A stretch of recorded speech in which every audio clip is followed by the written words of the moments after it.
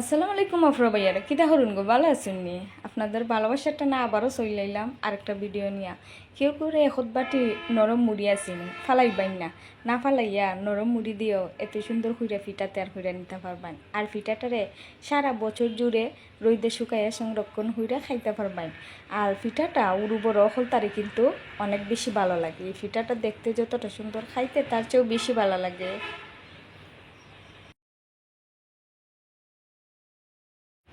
আমি আমার পরিমাণ মতো মুড়ি নিছি।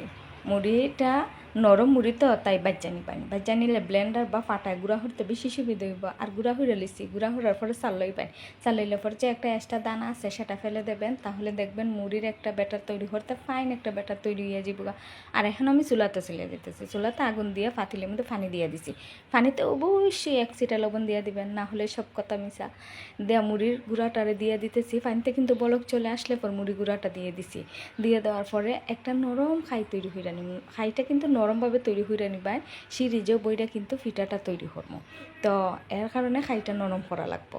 তো খাইটাকে দুইটা ভাগে ভাগ করেছি, একটা সাদা একটা ফুড কালার। আপনারা চাইলে ফুড কালারটা স্কিপ করে দিতে পারেন, ফুড কালারটা না চাইলে নাও দিতে পারেন। আপনারা সাদাই রেখে দিতে পারেন, সাদাই অনেক সুন্দর ফিটা। আমাদের এখানে খোলাফাতের সুবিধা নাই। আমি পলি ব্যাগের মধ্যে তেল মাখাইয়ে নিছি, নিয়ে আমি ডিজাইনটা দিয়া দিতেছি।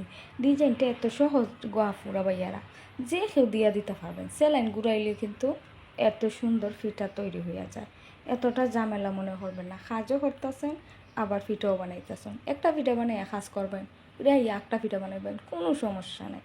পিঠাও বানানো হবে, কাজও হইব। আর পিঠাটা এত সহজ, চ্যানেলটা ঘুরাইলে কিন্তু পিঠাটা হইয়া যাবে। প্লিজ চ্যানেলটা সাবস্ক্রাইব করবেন, করে পাশে থাকবেন নতুন নতুন ভিডিও দেখার জন্য। আর লাইক কমেন্ট করবেন, আর আপনারা কষ্ট করে একটু শেয়ার করে পাশে থাকবেন। আমি আপনাদেরকে এখানে দুইটা পিঠা তৈরি করে দেখাইতেছি। আসলে মুড়ি দিয়ে এই ধরনের পিঠা খাইছুনি না জানি না, খাইয়ে একদিন দেখুন আর বাসাতে ট্রাই করুন এই পিঠাটা তৈরি করার জন্য। আসলে অনেক মজা, খাইয়া বলতে পারবেন যে আপু যে বলছিল আসলেই তো পিঠাটা অনেক মজা। আর এই পিঠাটা কিন্তু সবার একটা ভালো লাগে।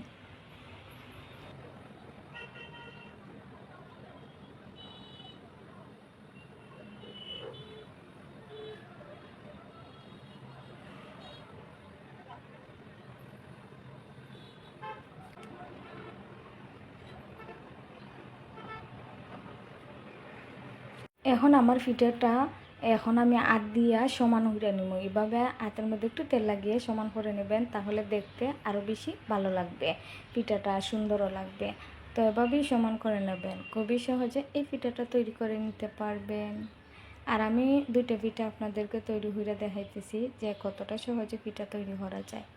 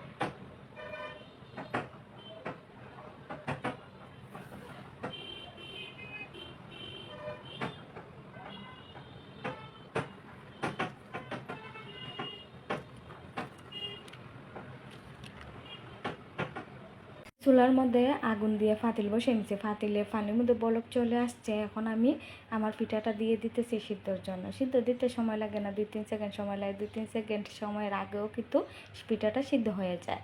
আমার পিঠাটা সিদ্ধ হয়ে গেলে আমি এখন নামিয়ে নেব পিঠাটা চুলা থেকে। দেখেন কতটা সুন্দর করে কিন্তু পিঠাটা সিদ্ধ হয়ে গেছে। প্লিজ পুরো ভিডিওটা দেখবেন, স্কিপ করবেন না। অনেক কষ্ট করে ভিডিও তৈরি করি, আপনারা দেখলে আমাদের সবচেয়ে বেশি ভালো লাগে। আর আপনাদের ভালোবাসা পাই দিকে বারবার ভিডিও নিয়ে আসি।